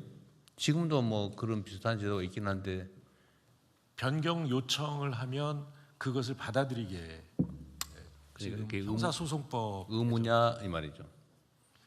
예, 저는 의무로 알고 있습니다. 그래요? 예, 그렇습니다. 개정 형사소송법이 이번에 개정이 돼서 검사가 보완 수사 요구를 정당하게 경찰관들이 잘 이행을 안 할 경우에는 상급 관청에 이렇게 수사를 하도록 할 수도 있고 타 수사기관에 이렇게 그 보완 수사를 요구할 수도 있고 돼 있습니다. 타 수사기관이라면 다른 경찰서 아니면 예, 중수청 중수청. 같은. 예. 경찰의 수사와 관련된 비위 행위에 대한 수사권은 어디가 같습니까? 공수처, 공수처, 중수청이 가지고 있습니다. 공수처와 중수청이. 예. 경찰관의 하위 직급 비위 행위는 공수처 소관은 아니고, 예, 그런 공수처가 경무관 이상, 그리고 하위직은 중수청입니다. 중수청으로. 예. 하여튼 이제 국민들의 걱정거리 중에 하나가 그 보완 수사 요구했는데 안 하면 어떡하냐. 제대로 안 하는 경우 어제도 제가 언론 보도를 보고 내부 보고도 봤는데 보완 수사 요구했더니 4년 6개월 동안 묵살한 것도 있더라. 뭐 공소시효 지나버린 것도 있더라. 그런 얘기가 있더라고요. 그거 혹시 좀 그거 해보셨어요? 제가 점검을 해봤는데 그게 그 킥스 수사 시스템이 킥스 시스템이 그 완비되기 전에 이렇게 이제 조금 누락이 있었는데 킥스 시스템이 완비되고 나서는 그런 사례는 없었습니다. 아, 그랬어요? 예. 그게 뭐 4년 6개월 지났다거나 아마 잊어버린 것 같고. 예. 잊어버린다는 게 사실 공직자들로서는 있을 수 없는 일이죠, 그죠? 예, 그 시스템에 뭐 심각한 문제가 있는 거죠. 예. 수사 기록이 통째로 잊어버리고 있더라. 그 말이 안 되잖아요. 수사를 하다가 잊어버렸다. 예, 그렇습니다. 있을 수 없는 일인데 어쨌든 앞으로는 그런 일이 절대로 있을 수 없게 만들어야 되겠죠. 예, 이번에 형사소송법이 개정이 돼서 수사 기록은 전체를 전산으로 입력하게 의무화되어 있습니다.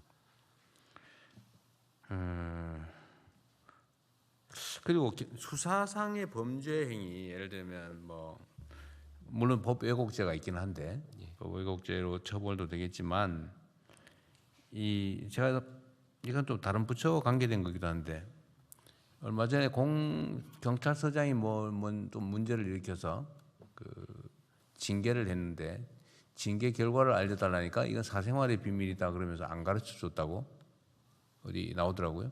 근데 공무원들 징계 내용은 그 징계에 대해서는 비공개라고 하던데. 예, 그 판사의 법원 판사 징계법, 그다음에 검사 징계법은 법에 규정이 있어서 공개를 하게 돼 있는데 공개가 의무인데. 예, 그렇습니다. 그 외 공무원들의 징계 사항에 대해서는 공개하면 안 된다는 법이 있어요?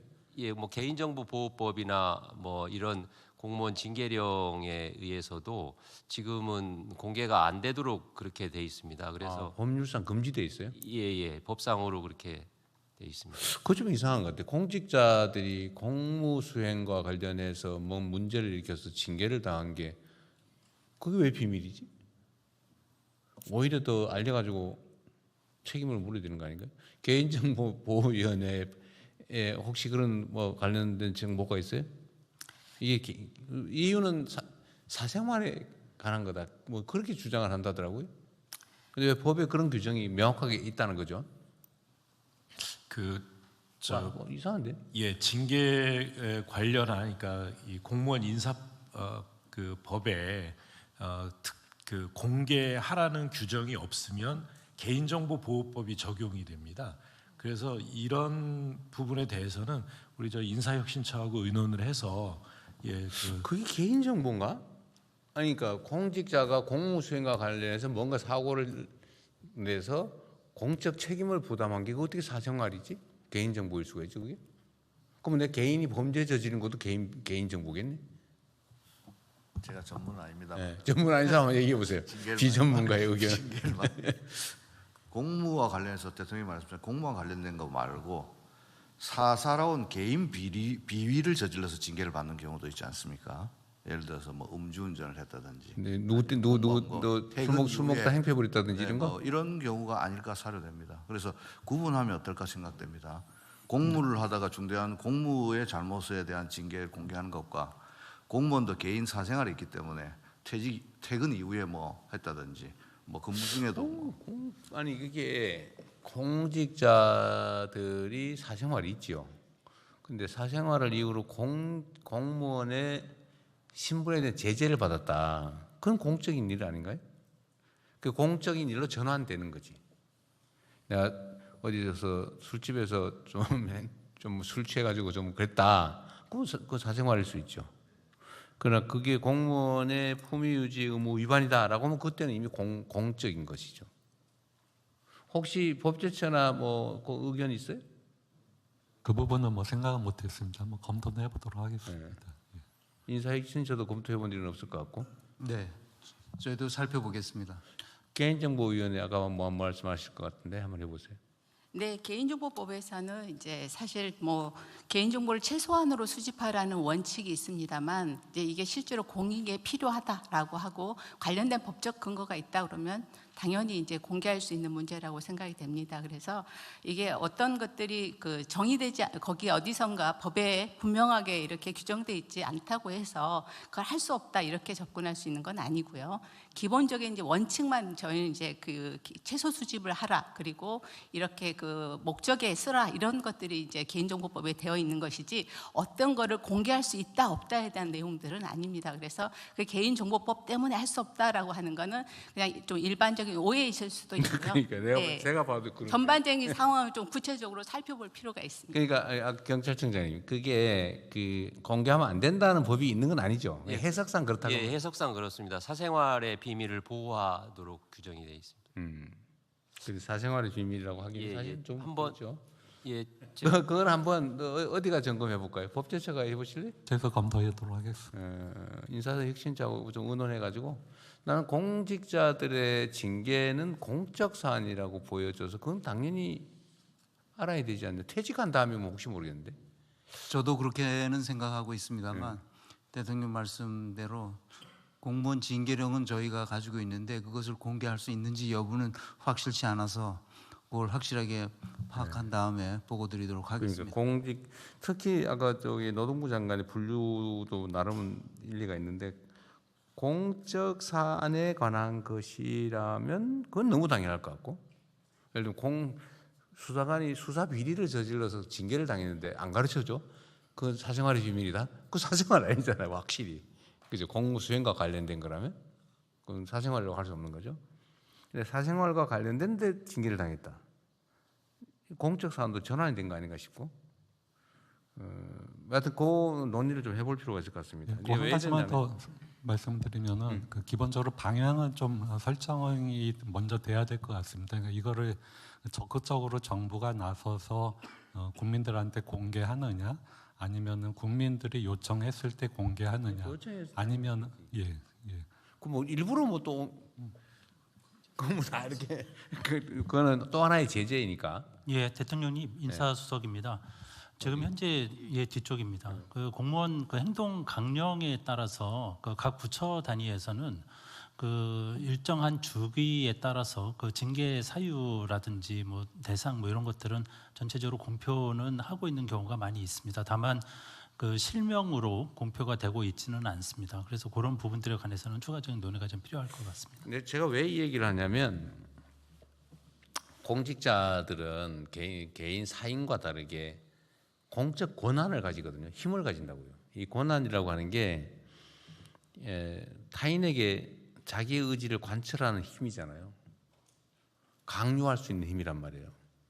그 힘을 가진 공직자, 공적 권한을 가진 공직자들은 다른 사람에 대해서 우월한 그런 힘을 갖기 때문에 책임을 또 그만큼 져야 돼요. 권한이 큰 만큼 책임이 커지는 거거든요. 권한의 양과 책임의 양은 동일해야 되는 거예요. 그런데 경찰이 지금 엄청난 권한을 갖게 됐단 말이에요. 예를 들면 수사 개시권, 수사 종결권까지. 예, 그렇습니다. 그다음 강제 수사권까지.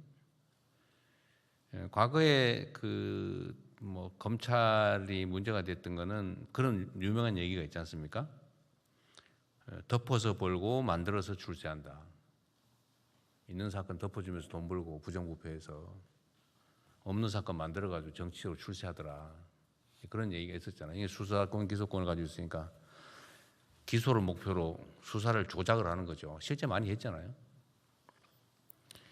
근데 이것 때문에 이제 검찰 개혁 논란이 촉발이 됐고 아예 수사 기소를 분리하자, 뭐 타당하잖아요. 그래서 분리를 했어요.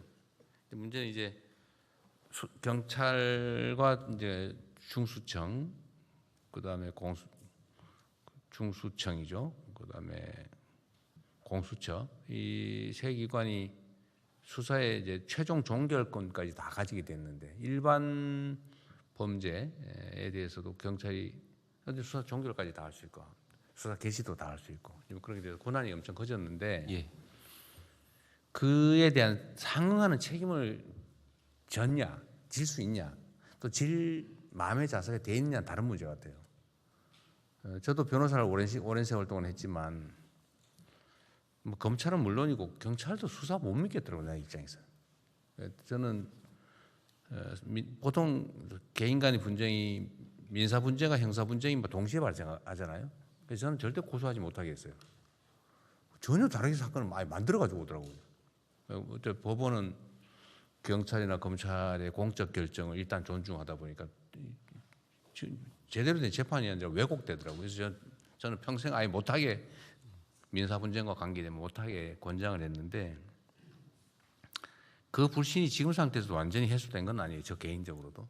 뭐 개인의 감정이 중요한 건 아니지만 일반 국민들의 심정도 상당 정도 그런 측면이 있거든요. 예. 그러면 이제 수사에 대한 종결권, 이게 뭐 어떤 사건이라고 하는 게 뭐 아무거나 경위 사건도 있지만 대개의 경우는 개인이나 회사나 무슨 법인이나 인생과 운명을 결정을 하는 경우가 많거든요. 예. 심지어 가해자가 피해자 되고 피해자가 가해자 돼가지고 감옥 가고 막 돈 뺏기고 전 재산 뺏기고 막 이런 경우도 있더라고요. 내가 보니까. 그래서 그런 엄청난 권한을 가졌으니 그에 상응하는 책임을 져야 되는데 지금까지 예를 들면 수사에 관한 비리를 저질렀다 이러면 그냥 뭐 우리가 보기에는 경찰 자신들은 중징계다, 뭐 정직 몇 개월, 뭐 감봉 몇 개월 이러면 중징계로 분류하잖아요. 근데 우리 국민들이나 피해자 입장에서 보면 아니 내 사건을 저렇게 망가뜨려 가지고 가해자 피해자를 뒤집어 놓고 내가 진짜 자살하고 싶을 정도가 됐는데 결국 그 담당했다는 경찰은 뭐 감봉 몇 개월하고 계속 수사하고 또 딴 데 가서 그거 하고 있고 이해가 안 되는 거예요. 과연 권한을 크기만큼 책임을 지고 있냐? 내가 하는 수사 업무가 얼마나 엄중한 일인지 각성하고 있냐? 내가 이걸 최선을 다하지 않을 뿐만 아니라 고의로 이걸 왜곡하고 막 증거 슬쩍 숨기고 뭐 없애버리고 이래가지고 내가 사건을 뒤집어서 반대로 만들면 어떤 일이 벌어지는지에 대한 그 엄중함을 갖고 있냐? 저 자신이 좀 없어요 아직까지는. 그래서 수사에 관련된 비리나 비위에 대해서는 지금까지와는 다른 더 높은 책임을 확실하게 요구해야 될 것 같고요. 예. 또 책임도 지금처럼 뭐 내부에서는 어떻게 평생 해온 경찰관직을 못하게 하냐, 파면 해임할 수 있냐, 그 생각하고 그냥 정직 3개월 뭐 최대로 하고 이렇게 하는 것 같던데 이제는 권한이 더 커졌기 때문에 명백한 수사상의 비위를 저지른다 그러면 최소 해임 파면해야 되지 않냐. 제가 보기에는 아니면 아예 영구적으로 수사는 앞으로 하지 말고 다른 일 해라. 무적격자다. 예. 그 영구 배제 결정이라든지 어쨌든 좀 이 엄중하게 책임을 물어야 되지 않을까 싶어요. 예. 그래야 국민들의 신뢰도 올라갈 거고 또 수사를 담당한 수사관의 책임의식, 책임감도 좀 높아지지 않겠냐 싶고요. 또 한 가지는 수사기소 분리와 보안 수사 문제에 대해서 온 국민들이 갑론을박하면서 걱정이 많지 않습니까? 예. 아까도 제가 말씀드려서 이따 의결하겠지만 이게 보안 수사를 허용해야 되냐 말아야 되냐, 뭐 만약에 허용 안 한다면 어떤 보안 조치가 필요하냐 가지고 지금 계속 갑론을박인데 어떤 게 절대 진리라고 뭐 단정하기는 좀 어렵지만 걱정이 있는 건 사실이란 말이에요. 예. 그 걱정이 어느 날 검찰한테 대한민국이 너무 많은 권한을 줘서 이게 악용되다가 정치적으로 뭐 편향되고 하다가 이런 막 엉망진창이 돼버렸는데 결말은 그렇게 결코 아름답지 않단 말이에요. 예. 그럼 경찰은 그럼 괜찮을까? 우리 대한민국 헌정사에 보면 이게 지금 순환이 되는 게 있어요. 처음엔 경찰 가지고 독재했지 않습니까? 그 엄청난 사건이 벌어졌죠. 사람들이 죽고 대통령이 하야하고 그 다음에 이제는 군인이 무력을 행사해가 또 독재했지 않습니까? 근데 그거 어떻게 좀 정리하고 나니까 그 다음에 검찰이 사실상 검찰 독재를 했단 말이에요. 검찰권력을 이용해가지고 일종의 독재를 한 거죠. 없는 사건 만들고 아무데나 그냥 편파 수사에 별건 수사에 그냥 먼지 털이에 그거 하다 이렇게 돼버리잖아요. 근데 이제 경찰이 엄청난 권한을 갖게 되는데 과연 앞으로는 완전히 안전한 걸까라는 우려를 안 할 수가 없거든요. 그러니까 경찰 스스로의 책임의식도 매우 중요하다. 예, 알겠습니다. 그리고 이제 앞으로 경찰에 대한 공격이나 이런 게 매우 높아질 수 있어요. 예. 감시 견제겠죠. 감시 견제가 매우 높아질 겁니다. 지금까지는 비교할 수 없을 정도로 온 세상 사람들, 온 다른 권력기관들이 경찰이 뭐 잘못하나 이것만 찾을 거예요. 이게 나쁜 게 아닙니다. 뭐 책임이 높아졌으니까. 예. 당연히 잘하라고 하는 거고 걱정돼서 하는 걸 테니까 미리 충분히 좀 대비를 하십시오. 대비한다는 게 숨기라는 뜻은 전혀 아니고 당연히 그런 일이 벌어지지 않게 정말 높은 책임감으로 높은 윤리의식으로 엄정하게 중립적으로 철저하게 범죄 피해자들 억울하지 않게 또 억울한 피해자 생기지 않게 노력해야 됩니다. 예, 유념하겠습니다. 참 걱정이 많습니다. 또 그러나 이게 끝은 아니니까 사람 사는 세상에 사람이 만든 문제는 또 사람이 다 해결할 수 있죠. 문제가 있으면 보완하고 또 부족한 게 있으면 채우고 그렇게 해나가야 되겠습니다. 어쨌든 행안부도 신경 써야 될 게 많습니다. 예. 제도 보완이나 이게 지금 이게 시간도 그리 많지 않고 단순한 문제가 아니라서 그래서 억울한 범죄 피해자들 생기지 않도록. 네. 장윤기 사건이라고 그 한 개의 사건도 상징되지만 얼마나 억울하겠어요. 있을 수 없는 일이 어쨌든 벌어지고 개인으로서는 목숨이 걸리거나 인생이 걸린 일입니다. 네. 공무원은 처리하는 수백 개 사건 중에 하나일 뿐이지만 당사자는 인생이 목숨이 걸린 일이에요. 그게 공무원들이 하는 일이죠. 네, 워낙 중요한 일이라서 말이 길었네요. 네. 네, 추가 의견 없으시면 원안대로 접수하겠습니다. 다음으로 문체부 주요 정책에 대한 홍보 영상 상영이 있겠는데요. 그에 앞서서 최근에 자료를 보니까 우리나라를 찾은 해외 관광객이 굉장히 많이 늘고 있는데 더구나 이분들이 한국에서 쓰고 있는 카드 결제액의 증가액이 전년 대비 굉장히 높은 수치여서 그 부분은 한번 문체부 장관님이 좀 설명해 주시고, 그리고 저희가 어떤 부분에서 좀 해외 관광객들을 위해서 지방으로까지 갈 수 있는지 이런 부분에 대해서도 추가로 한 번 더 저희가 전략은 나중에 한 번 더 세워봐야 될 것 같습니다. 설명해 주시고 영상 상영도 소개해 주시면 좋겠습니다. 네, 방금 총리님 말씀처럼 그 지방 외국인들이 들어와서 지방으로 가는 비율도 매우 높아지고 있습니다. 올 상반기에 외국인 방한 관광객이 그 중동 전쟁에도 불구하고 지난해보다 21%, 그래서 1,071만 명으로 역대 최고치를 기록했습니다. 그런데 더 반가운 거는 외국인들의 지방 관광이 27%나 큰 폭으로 늘어나고 있습니다.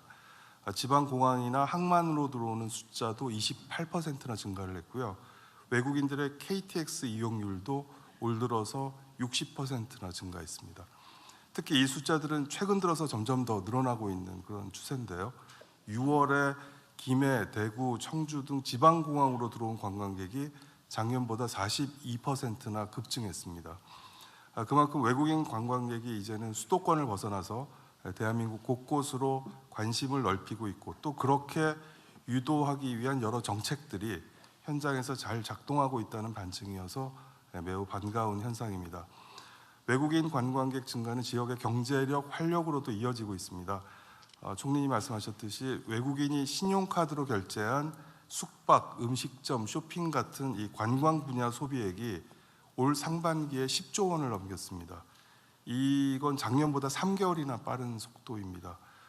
또 여행 수지도 이렇게 외국인 관광객이 들어와서 돈을 쓰는 게 늘어나면서 지난 3월에 저희가 2014년 이후 11년 4개월 만에 흑자로 전환이 됐었거든요. 그게 지금 3개월 연속 계속 흑자 상태입니다. 이제 6월 거가 이제 곧 발표가 될 텐데 어떻게 될지 주목하고 있습니다. 네, 그래서 아무쪼록 이 지역 관광을 더 활성화해서 우리 국정 목표인 외래 관광객 3천만을 조기에 달성할 수 있도록 최선을 다하겠습니다. 영상 하나 준비했습니다. 문체부 청년 문화정책 홍보 영상 어떤 즐거움을 눌러볼까요? 라는 제목의 영상인데요. 요즘 MZ세대의 필수템 하나가 키캡이라고 합니다. 이 키캡이라는 게 컴퓨터 자판 그 글자 위에다 올리는 그 덮개를 의미하는데요. 이걸 키링처럼 가지고 다니면서 뭔가 스트레스 받거나 힐링이 필요할 때 이걸 손가락으로 딸깍딸깍 이렇게 누르면 뭔가 소소한 재미나 어떤 그런 쾌감을 느낀다고 합니다. 맞아요. 여기서 이제 저희가 아이디어를 얻어서 키캡을 딸깍하고 누를 때마다 뭔가 청년에 관련된 여러 문체부의 그 문화 정책들이 청년들의 일상과 함께 펼쳐지도록 그렇게 영상을 구성한 건데요. 작은 딸깍임 하나가 청년들의 하루를 다채롭게 바꿔주듯이 문화부의 정책도 그런 존재가 됐으면 하는 마음을 담았습니다. 영상을 한번 같이 보시겠습니다.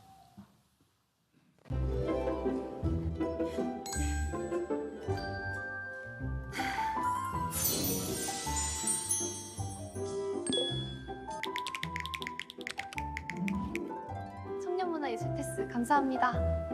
자, 이제 공연 보러 가자.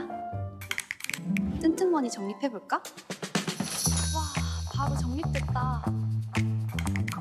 와, 반값 여행 이벤트래. 진짜 최소 10만 원 지원? 가족이랑 가면 50만 원까지? 대박, 우리도 신청하자. 우리 오늘 영화 보는 거 6천 원 쿠폰 할인 받은 거야.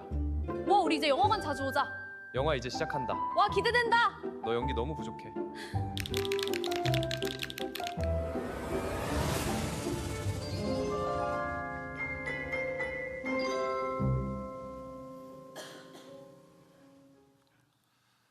네, 참고로 이 영상은 AI 툴을 활용해서요. 문체부 내부에서 자체 제작한 건데요.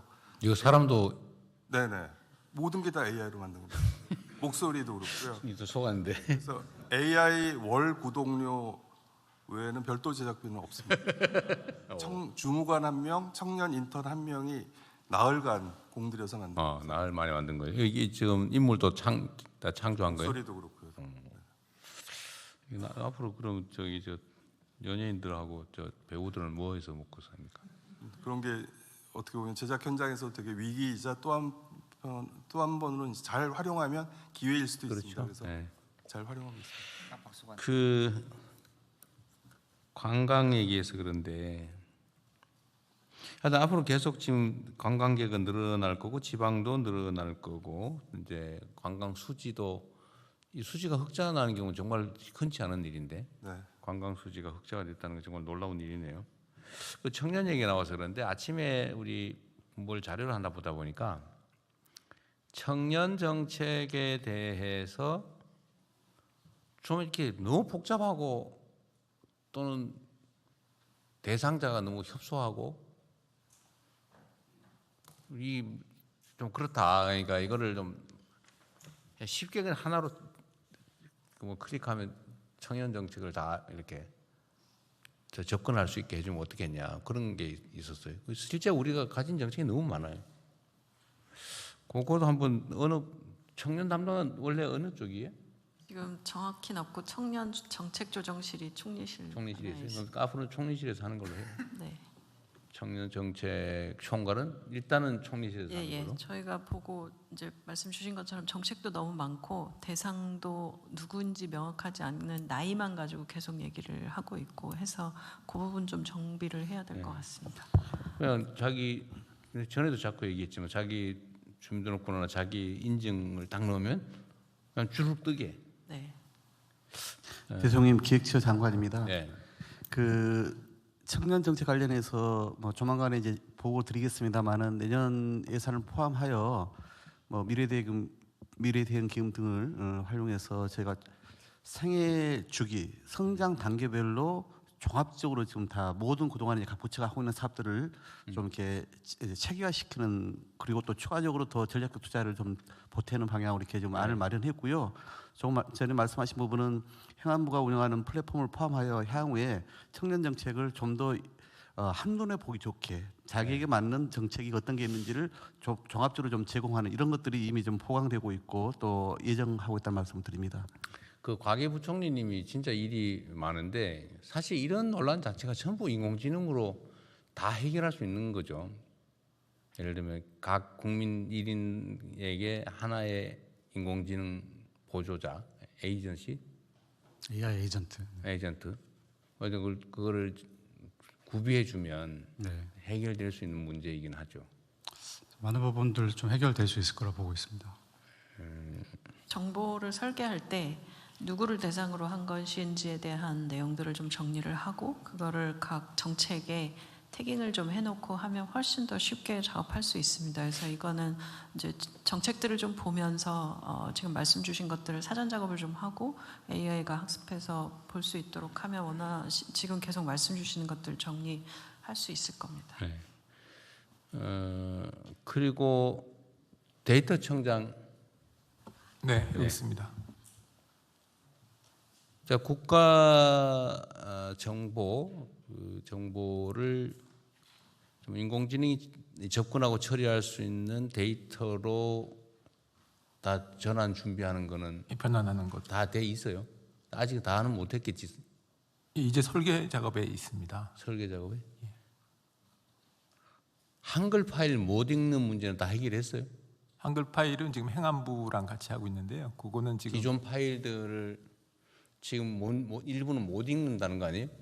예, 그 뭐 별표라든가 이런 그 도안이 들어가 있을 때 그 부분에 대해서는 못 읽는 부분이 있어서 그거는 근데 최근에 기술이 좀 좋아지면서 기술로 일부분 해결하고 그 루프 속에 이제 인간이 최종적으로 이렇게 확인하는 그런 식으로 지금 일이 지금 진행 중에 있습니다. 어쨌든 우리가 좀 전 세계에서 좀 앞서서 이 시스템을 빨리 만들고 지금 이번에 제가 순방해 보니까 모든 나라들이 독자 AI 모델에 관심이 높더라고요. 그리고 대한민국 인공지능 관련 사업에 대해서 관심이 많아요. 나는 그래도 별로 관심이 없겠지 했더니 모든 정상들이 그 얘기를 해요. 그러면 그쪽의 시장 확대를 위한 협업도 해야 되는데 그러려면 우리가 준비는 잘해야 되겠죠. 대부분 국가들이 이제 미국, 중국의 의존도에 대해서 굉장히 좀 우려를 하고 있죠. 가지고 있습니다. 네. 자, 그렇게 하시고요. 좀 준비 좀 잘해서 좀 그냥 이게 하기 따라서 그냥 이거만 만들듯이 내가 요새 힘든데 뭐 지원 받을 게 뭐 없나 그러면 쫙 인공지능이 읊어줄 수 있겠죠. 그 별로 어려운 거 아닌 것 같아요. 올해 이제 12월부터는 이제 모두 AI 통해서 12월부터 전 국민들이 이렇게 이용하실 수 있게 제공하겠습니다. 기대해 보겠습니다. 잘 준비하겠습니다.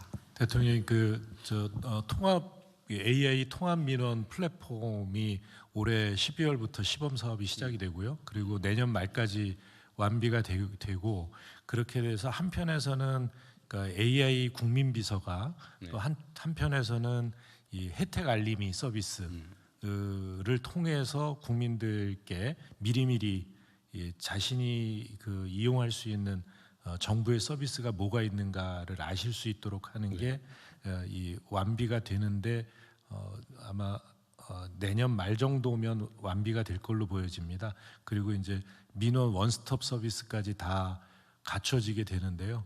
우리 과기부에서 또 이 노력을 해주셔서 그러니까 독자 모델, 그러니까 우리 대한민국의 AI 독자 모델에 기반한 서비스가 가능해지게 된다는 말씀드립니다. 국민 모두에게 지원되는 AI 에이전트 이름이 국민 비서예요? 예, 그건 AI 국민 비서 서비스는 지금 현재는 과기부에 정한 이름은 아니고 행안부에서 만든 국민 AI 비서 시스템에? 만든 것이 있습니다. 이 국민 AI 비서가 이제 모두의 AI도 같이 연동이 될 거고요. 그리고 이제 9월 달부터 국민 AI 서비스 개발 추진단이 이제 가동이 됩니다. 그러면 이제 사실 행안부에서 만든 국민 AI 비서 외에도 각 부처들도 각각의 이제 AI 에이전트 서비스들을 추진단을 통해서 제공받을 수 있습니다. 나중에 AI 이름을 짓거나 정책명 만들 때요, 이거 하나 고려해 주시면 좋겠어요. 우리가 이제 모두의 AI 기본 사회 얘기를 하지 않습니까? 근데 이게 우리의 건국 기념이라고 불리는 홍익 인간하고 관련이 매우 높아 보여요. 홍익 인간. 널리 인간을 이롭게 한다. 근데 저는 이게 매우 중요한 개념인데 이제 우리가 이제 어느 순간부터 다 잊어버리고 있는 거 아닌가 싶은데, 모두의 AI 기본 사회 이런 얘기를 하다 보니까, 그리고 전 세계의 수평적인 AI 연대 얘기를 하다 보니 이 생각이 자꾸 들어요. 홍익 인간이 이게 정말 딱 맞는 개념이 아닐까? 그래서 나중에 이름 지을 때 홍익이라고 이름을 붙여주든지. 네, 좀 아이디어 한번 고민해 주세요. 그냥 지나가는 얘기인데, 사실 대한민국이 가지고 있는 좋은 개념들이 있거든요. 건국 기념으로 홍익 인간, 널리 인간을 이렇게 이거 잘 없어요. 그게 민주주의 이념하고도 좀 일치하는 데가 있는 것 같고, 한번 고민 한번 해주세요. 그냥 지나간 얘기인데. 그리고 듣고 이게 내가 전에도 한번 얘기를 다른 데서 했는데, 이번에도 제가 지금 순방을 갔다 오면서 생각을 해보니까, 이번에 순방에 취재진이 몇 명이 같이 갔어요? 20몇 명 갔다던가? 20몇 명 갔죠. 예, 그렇습니다. 원래는 초기에는 100몇십 명이 같이 갔었는데, 이번에는 좀 장기간이고. 내가 보기 장기간이라서 그런 게 아니고요, 돈이 없어서 그런 거예요. 그렇습니다. 이번에는 아마 요구 출장비 수준이 2천만 원을 넘었지 않았을까 싶은데. 그러니까 장기간이 되니까 출장비가 올라가고 그걸 감당할 수 없으니까. 네, 문화부에서 누가 이거 가지고 있지? 얼마? 대통령님 62명 같습니다. 얼마? 62명. 네. 얼마씩 냈어요? 고사는 좀 더 자세히 알아보겠습니다. 네. 어쨌든 2천만 원이 넘을 것 같아요. 전에 보면. 내가 왜 이 얘기를 하냐면, 이게 이제 우리가 어떤 국가 정책을 시행할 때 그 형식 논리 있잖아요. 그 형식 논리 때문에 실질을 놓치는 경우가 너무 많아요. 그러니까 이게 이제 집행 권한이 없는 비판자의 입장에서는 원론적인 얘기 이런 거 막 주장해도 좋죠. 그게 또 사회 발전에 도움이 됩니다.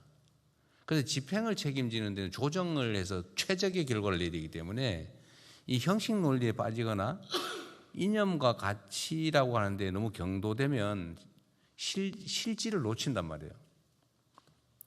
이게 딱 그 사례 중에 하나예요. 뭐냐면 이게 이제 비행기 항공료를 받는 모양이더라고요.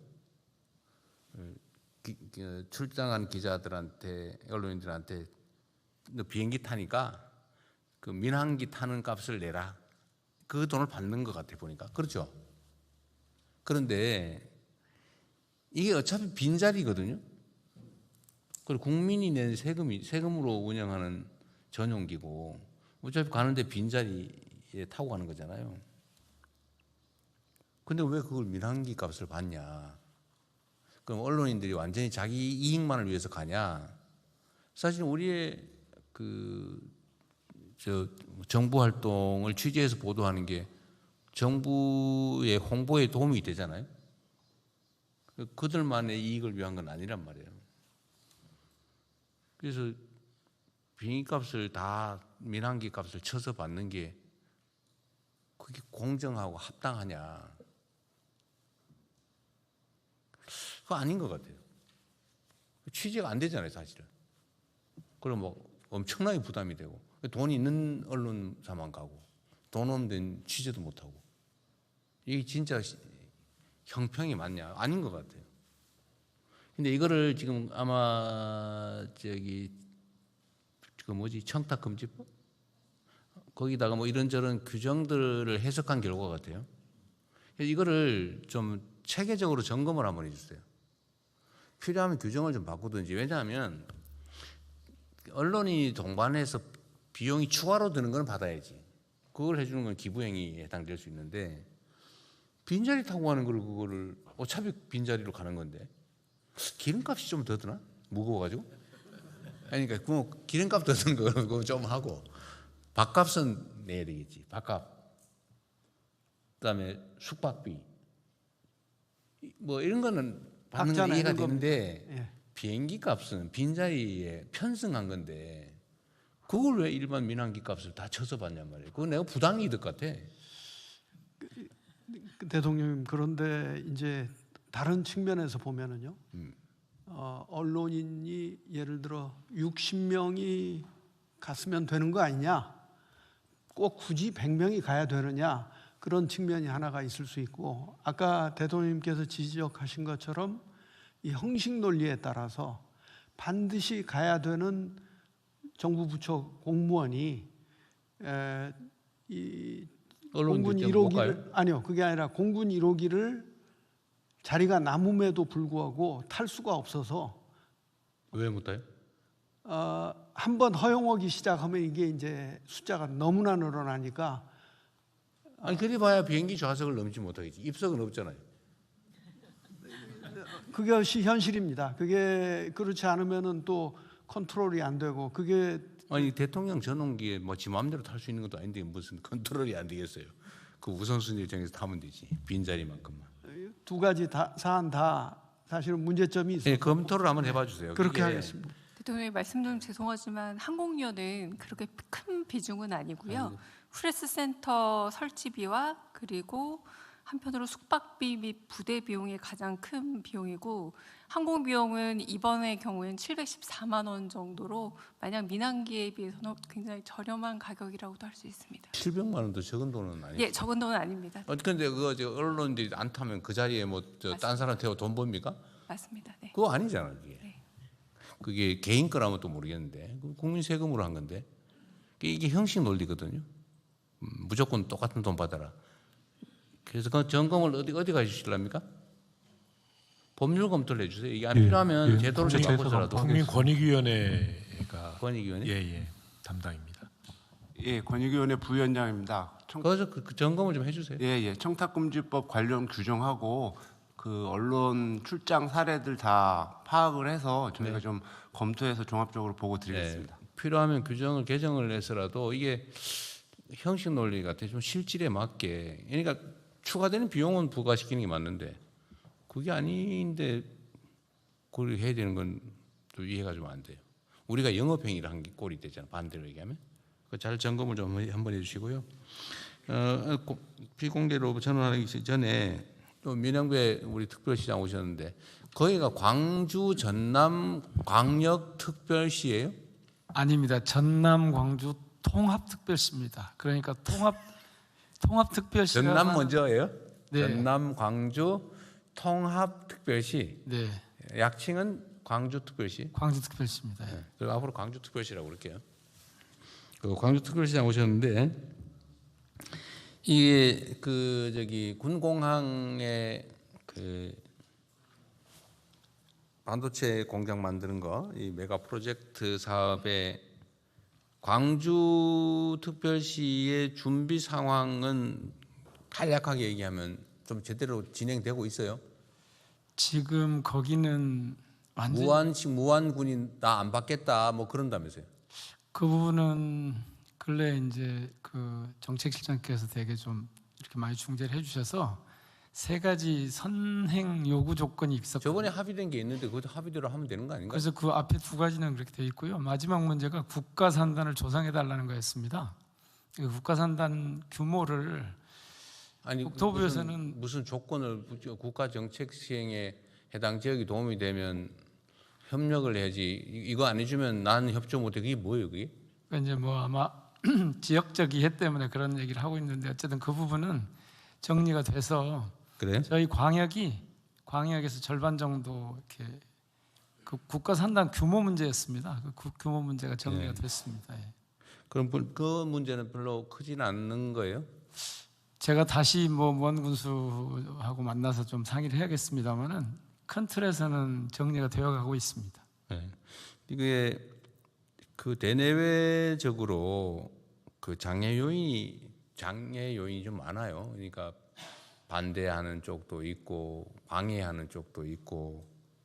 그러니까 가능하면 힘을 모아서 이 문제를 해결해가는 쪽으로 가는 게 좋겠다는 생각이 듭니다. 그래서 저희도 준비단을 꾸렸지만 시민사회에서도 근래에 요거를 좀 뒷받침하자, 우리가 힘을 모아서 뒷받침하자 그래서 상공회의소, 대학 뭐 이런 쪽을 중심으로 해가지고 꾸리고 있습니다. 네, 이게 뭐 좋은 일일수록 또 시기 질투도 있기도 하고 그래서 그럴 때일수록 작은 차이를 넘어서 힘을 모아서 필요한 일들을 해내는 게 중요하겠다는 생각이 듭니다. 그렇게 준비하겠습니다. 네.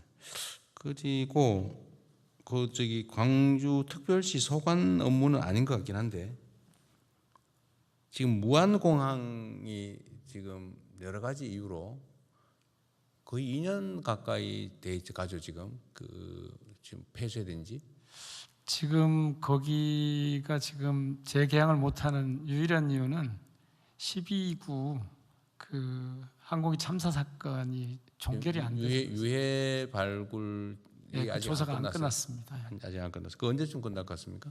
그거는 국토부에서 지금 하고 있는데 뭐 조만간 끝날 거라고는 합니다만은 정확한 시점은 제가 8월 달에 뭐 끝난다 그랬던 예, 것 같은데. 지금 유해 조사를 열심히 하고 있는데요. 그동안에 좀 특수한 상황이 좀 있었습니다. 폭염 문제가 있고 장마 문제가 있어서 뭐 문제? 폭염 문제가 있고 또 거기서 이제 수색을 하려면 수색자들하고 관련해서 또 폭염에는 또 작업 시간이 줄고 그래요? 장마 야외 작업하면 안 못하고 되니까. 열심히 하고 있는데 조금 지체되고 있습니다만 8월 말까지는 끝낼 수 있을 것 같습니다.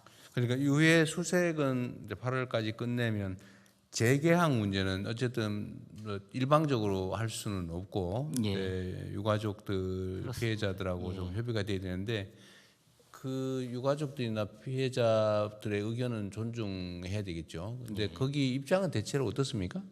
그거는 그분들도 뭐 유해 수색하고 관련된 게 끝나고 나면은 정부 정책에 대해서 이제 협조할 의사를 가지고 계시고요. 그리고 유가족하고 협의가 돼서 재개항이 결정이 되면은 또 이래 안전장치도 해야 되고 사전 점검도 해야 되고 이러는데 한 5, 6개월 정도가 소요될 걸로 지금 보이고 있습니다. 이퀄라이저?